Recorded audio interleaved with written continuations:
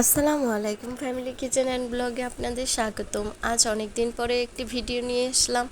আর দেখতেই পাচ্ছেন আবহাওয়ার কী অবস্থা, সারা দিন ঝুম বৃষ্টি ছিল, তেমনই ছিল বাতাসে, এক কথায় ঝড় বৃষ্টি বলে যে কথা। তো এই সময় আমার ভাই আমার কাছে বায়না করেছিল ওকে পাস্তা রান্না করে দেবো গরুর মাংস দিয়ে। এই তো আমি কিছু সবজি কেটে নিয়েছিলাম, আর গরুর মাংস আগে থাকতে ম্যারিনেট করা ছিল। তো একে একে আমি রান্না শুরু করে দিলাম। এখানে সিদ্ধ করে ফেলেছিলাম পাস্তা, মাংসটাও কষিয়ে ফেলেছি। একটা হাঁড়িতে কিছুটা তেল দিয়ে দিব, এরপরে হচ্ছে আগে থাকতে কেটে রাখা পেঁয়াজ আর মরিচ কুচিটা দিয়ে দিলাম। আসলে পাস্তা কিংবা ম্যাকারনি আমরা সবাই রান্না করতে পারি, তো এখানে শেখানোর কিছু নাই, জাস্ট ভালো লাগা থেকে ভিডিওটা করা। তো এটা যখন হচ্ছে লাল লাল হয়ে যাবে তখন আমি ডিমটা দিয়ে দিলাম, ফেটানো ডিম।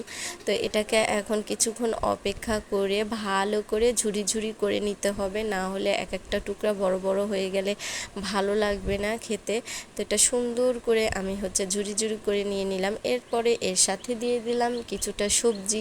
এখানে আমি গাজর আর হচ্ছে নিয়েছিলাম আলু। তো আপনারা চাইলে আরও অনেক সবজিও দিতে পারেন, তো আমার কাছে ছিল না তাই আমি এই দুটো সবজি দিলাম। আর পাস্তার সাথে যে মশলার প্যাকেটটা ছিল ওটাও দিয়ে দিলাম। আর এই পাস্তাটা হচ্ছে রান্না করার পরে আমার যেভাবেই রান্না করুক না কেন আমার খেতে খুবই ভালো লাগে। এই তো আমার গরুর মাংসটা আমি হচ্ছে দিয়ে দিলাম। তো এখন ভালো করে এই জিনিসগুলো হচ্ছে ভালো করে মিশিয়ে নেব। তো মেশানোর পরে হচ্ছে দিয়ে দিলাম টমেটো সস।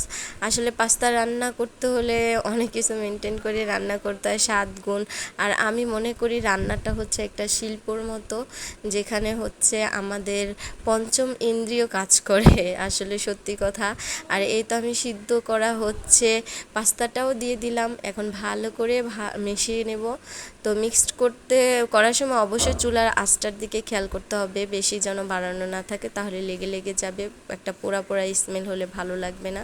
আর একটা মশলা দিয়ে দিলাম, এই দুটো মশলার প্যাকেটই হচ্ছে পাস্তার সাথে ছিল। তো এই তো এখন আমার পাস্তাও প্রায় শেষের দিকে রান্না।